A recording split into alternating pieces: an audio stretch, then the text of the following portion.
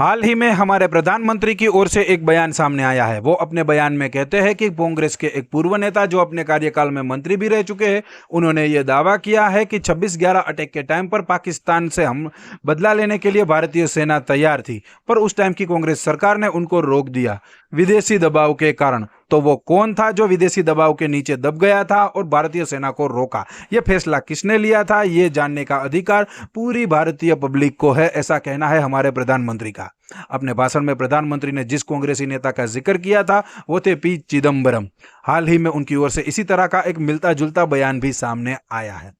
मतलब कि 20 साल पहले जो घटना घटी थी, 18 साल पहले जो घटना घटी है, उस घटना के बारे में कांग्रेस से मोह भंग हुए एक नेता की बात हमारे प्रधानमंत्री के कानों तक पहुंच गई। पर उनके परम मित्र माई डोनाल्ड ट्रंप रोज सवेरे उठते ही, खाते पीते, जब भी उनके सामने माइक आता है तो एक ही दावा करते रहते हैं कि मैंने भारत पाकिस्तान वॉर रुकवा दी, दोनों देशों को मैंने व्यापार की धमकी दी और सीज फायर करवाया।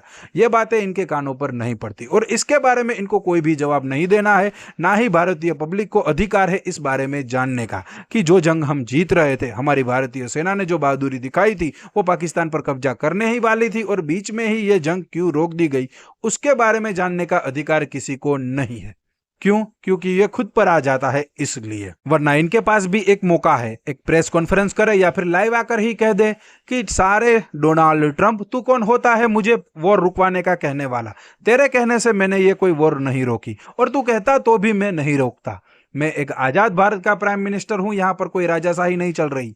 यह लोकतंत्र है। कई सारी विदेशी नीति होती है, व्यापार की नीतियां होती है।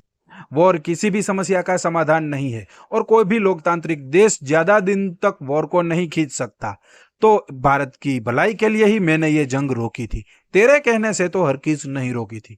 एक बार ट्रंप का नाम लेकर हमारे प्रधानमंत्री ये कह दे और बाद में वो कांग्रेस से सवाल पूछे कि आपने 20 साल पहले बदला क्यों नहीं लिया, तो ये जायज बात है, वाजिबी बात है। पर नहीं, इनको ऐसा नहीं करना है। इनको तो बस कांग्रेस से सवाल करने हैं, खुद जवाब नहीं देने।